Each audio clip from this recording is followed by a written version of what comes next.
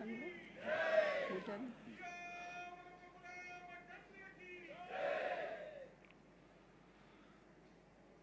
श्रद्धेय श्री गोविंद देव जी गिरिजी महाराज, परम श्रद्धेय श्री गौरांग प्रभु, परम श्रद्धेय श्री लाभेश जी महाराज, मंच पर उपस्थित इस आयोजन के सभी कर्ता धर्ता धुरीण लोग, उपस्थित सज्जन, माता भगिनी, अभी बताया गया मेरे परिचय में कि समय का महत्व बड़ा मैं जानता हूं, तो मुझे जब शुरू करना था वो समय कब का बीत गया। अब कार्यक्रम के समाप्त होने का समय हो गया है और मैं कुछ भी न बोलूं तो बिगड़ता कुछ नहीं, क्योंकि जो बोला जाना चाहिए, जो आपके कान पर आना चाहिए, वो सब पहले के भाषणों में आ गया है। यानी वास्तव में बोलने के लिए कुछ विषय बचा नहीं है। एक ही बात है कि ये जो बोला गया और हमने सुना, तालियां भी बजाई, ये हमको करना है। ये मेला क्यों हुआ शुरू, तो उसके कारण भी बताया है। हम ही ऐसा मानते थे कि बाहर के लोग आकर ही सेवा करते, हम नहीं करते। क्या वस्तु स्थिति है? जहां तक मुझे याद है, गुरुमूर्ति जी को भी यह कल्पना नहीं थी कि इतनी सेवा होती है। ये हमारे आचार्य भी सेवा करते हैं, ये दिखाने के लिए मेला शुरू किया। ध्यान में आया कि पूरे दक्षिण भारत के लोग उसमें बुलाए थे। अब दक्षिण उत्तर क्या होता है, ये तो तुलनात्मक है। तो हम लोग उधर दक्षिण मानते हैं, गोदावरी के दक्षिण में या कृष्णा के दक्षिण में या कावेरी वगैरह। उधर लोग नर्मदा के दक्षिण में दक्षिण मानते हैं, और कश्मीर में जाएंगे तो वो दिल्ली के नीचे दक्षिण मानते हैं। दक्षिणोत्तर ऐसा कुछ नहीं है, लेकिन उन्होंने 4 राज्यों पर, सरकारी राज्यों पर ध्यान केंद्रित किया था। वहां के संत आए थे सब, तो ये ध्यान में आया कि उसमें अन्य लोगों की जितनी सेवा चल रही है, उन सबके मिलाकर जो है, उससे ज्यादा वहां सनातन धर्म में आने वाले पंथ संप्रदायों के आचार्य मिलकर कर रहे हैं। बस यही बात है कि हम सेवा ऐसी मानते हैं कि हमको उससे मेवा खाना है नहीं, इसलिए उसकी प्रसिद्ध करने में हम उदासीन रहते। दुनिया ने 2 प्रकार के लोग रहते हैं, जो अच्छा होना चाहते हैं और अच्छा दिखना चाहते हैं। जो अच्छा दिखना चाहते हैं, दिखे, कोई उसमें गलत बात नहीं है, लेकिन होना भी चाहिए, लेकिन होने पर उनका ध्यान नहीं रहता, तो दिखावा बहुत हो जाता है। और जो होना चाहते हैं वो हो जाते हैं, उनको दिखने पर ध्यान नहीं रहता।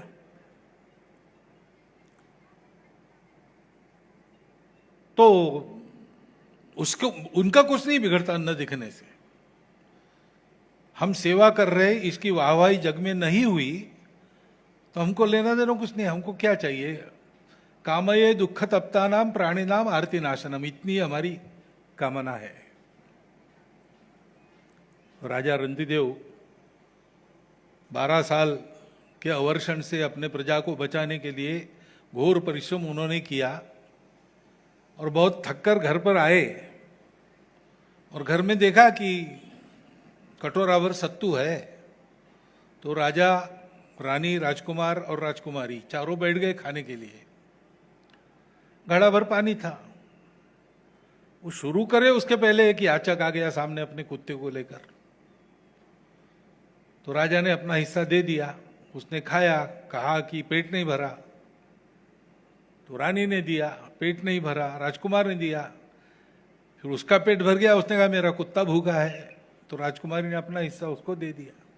तो उसने कहा पानी चाहिए, सबका पानी पी गया। और पीते पीते देखता राजा के आंखों में आंसू।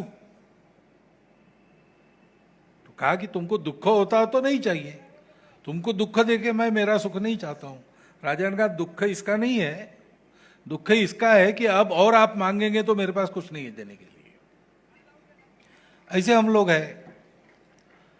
तो हमको इस प्रसिद्धि की आवश्यकता वैसे नहीं है, परंतु एक धर्म वाली बात कही गई, सेवा धर्म है, और धर्म कभी अतिवादी नहीं होता। तो हम होने में समाधान मानने वाले लोग हैं, लेकिन इसकी भी अतिवादिता हो गई ऐसा लगता है। तो उस संतुलन को थोड़ा ठीक करने के लिए ये उपक्रम चल रहा है। वैसे हम सेवा कर रहे, इसकी डींग हाँकने का हमें कोई कारण नहीं, वो हमारी प्रवृत्ति भी नहीं है। परंतु इस संतुलन को ठीक करना एक बात है, और दूसरी बात है कि हमने किया नहीं ऐसा सोचकर हम कर नहीं सकते ऐसा करना हमने शुरू किया सोचना। ऐसी बहुत सी बातों में हमने किया। जब बाहर के लोगों ने आक्रमण किया, हमको जीत लिया, खासकर ब्रिटिशों ने, तो हमको वो पढ़ाते रहे, और अभी तक वही पढ़ाई चलती रही कि हम लोग तो दुनिया का मार खाने के लिए भारत में है। हमने कभी कोई रण गौरव धन गौरव प्राप्त ही नहीं किया। बाहर से लोग आते रहे, पीट पीट के राजा बनते गए हमको पीट कर, और फिर वो जाने के बाद दूसरे आए। तो जी हुजूरी बाबूगिरी, यही हमारा चरित्र है। ऐसा हमको पढ़ाया गया। हमने अपना इतिहास जो सामने था, किलों के रूप में था, भव्य मंदिरों के रूप में था, पुराने राजमहलों के रूप में था, जगह जगह शिलालेख थे, स्तंभ थे, हमारे लोक वांग्मय में इतनी सारी कहानी आती है, हमारे पुराण थे, सब कुछ था। हमने उसको पढ़ना छोड़ दिया। तो हमारे लोगों को हमारे पूर्वज पराक्रमी नहीं थे तो हम पराक्रमी नहीं है, ऐसा हम चले।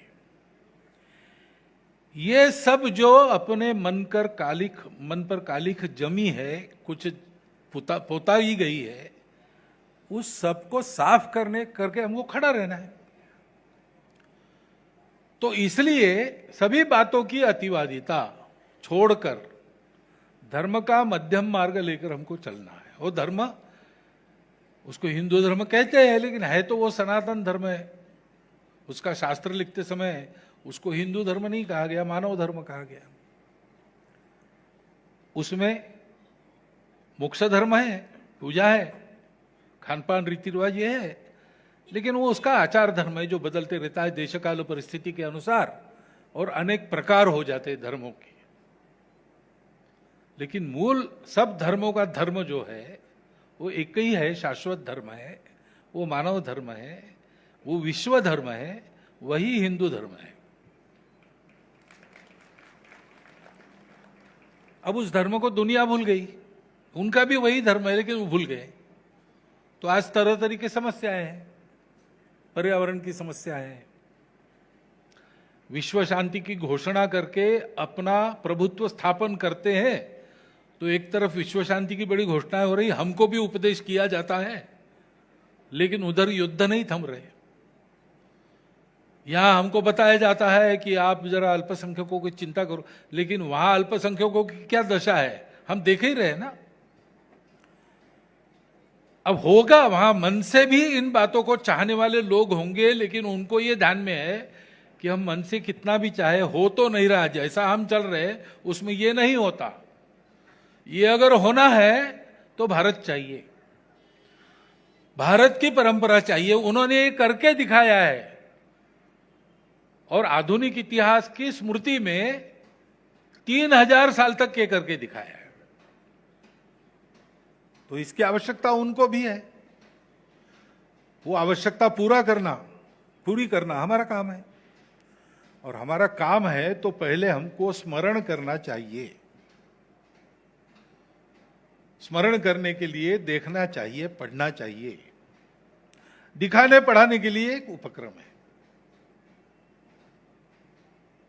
राजा विराट की गौओं को कौरवों ने अपहृत कर लिया, भगा के ले गए। सब थे महारथी, जाना पड़ता है ना, राजा के बंधे होते हैं, उनको राजा के पीछे जाना पड़ता है।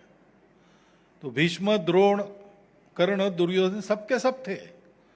और विराट की गायें लेकर चले, तो प्रतिकार किसने करना? विराट राजा कहीं दूर है तो राजकुमार उत्तर है,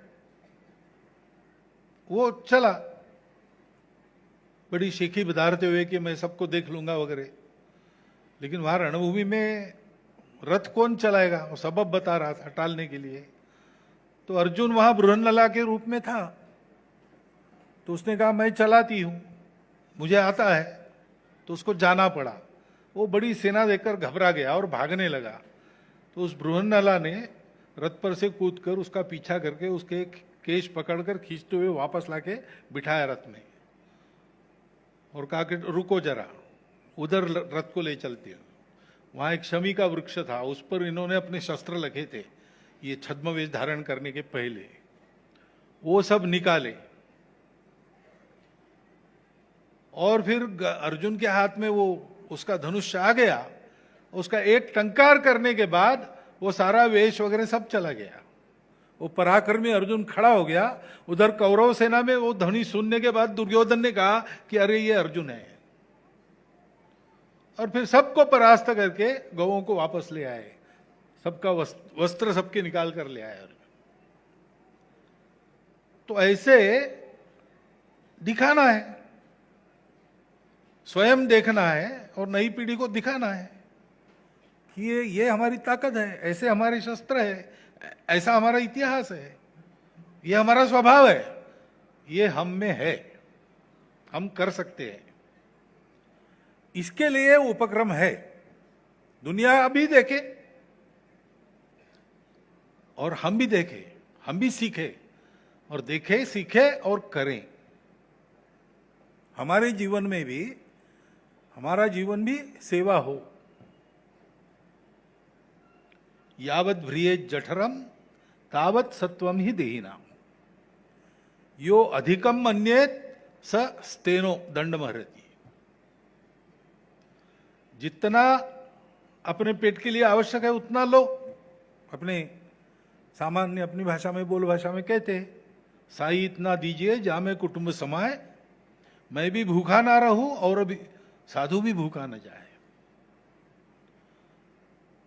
तो कमाई का विरोध नहीं, कमाओ। रोटी, कपड़ा, मकान, स्वास्थ्य, शिक्षा, अतिथि सत्कार, गृहस्थ धर्म के ये सारे कर्तव्य पूरे हो जाए, इतना रखो और बाकी सारा वापस दो, क्योंकि लिया है। मैं जो कुछ हूं मेरे अपने कारण केवल नहीं हूं, मेरा अपना भी कुछ कर्तृत्व है, परंतु शरीर तो मुझे माता पिता ने दिया, संस्कार तो मेरी संस्कृति ने दिए।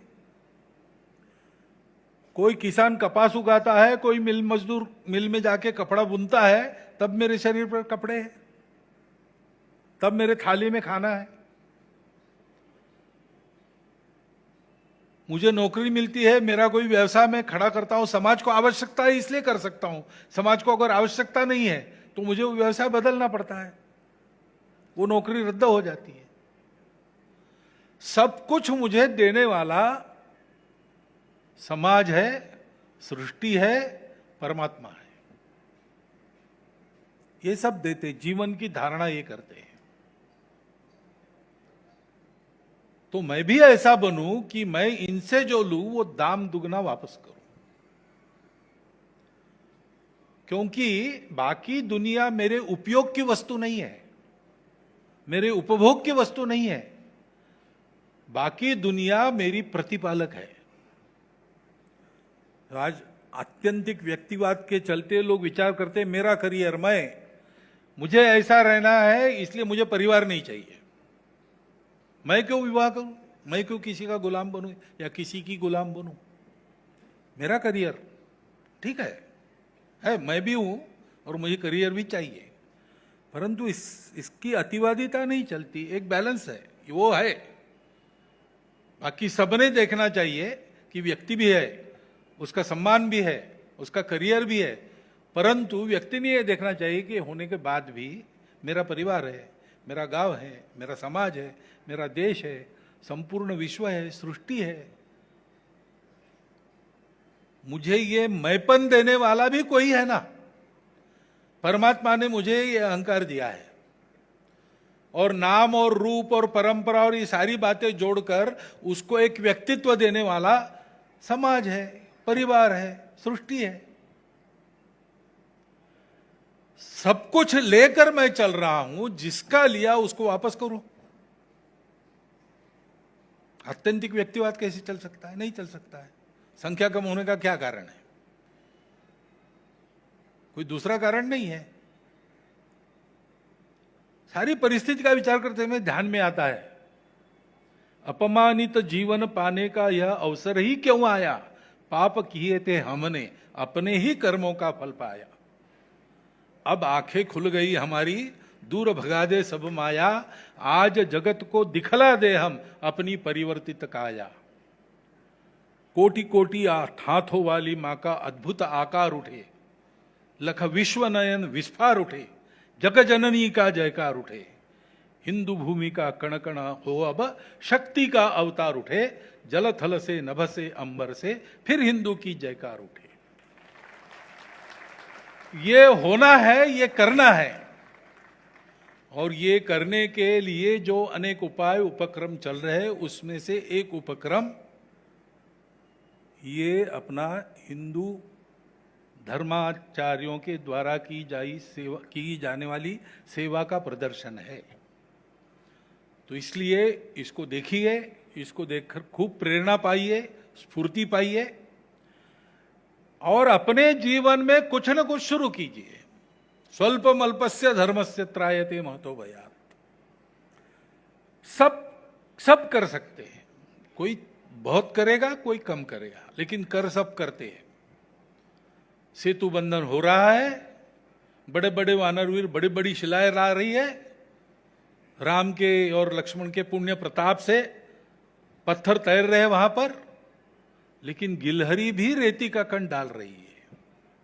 सेतु तब पूरा होता है, सबकी लकड़ी लगने तक भगवान की उंगली लगती नहीं, गोवर्धन उठता नहीं है।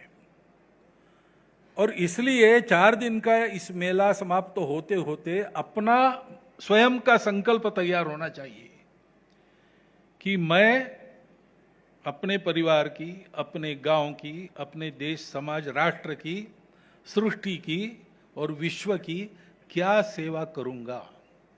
मैं करूंगा, अपने परिवार में सबको इस सेवा की दीक्षा दूंगा, और ये सेवा व्रत लेकर हम सब चलेंगे तो उस सेवा के चलते विश्वरूप परमेश्वर प्रसन्न होंगे, और उससे मांगा हुआ ज्ञानेश्वर जी ने जो पसाय दान है, उस पसाय दान को उसने दिया है।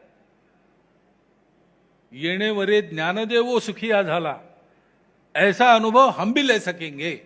वो अनुभव आप सबको प्राप्त हो, आपके ही कर्तृत्व से शीघ्रातिशीघ्र। ये शुभकामना आपको देता हूं।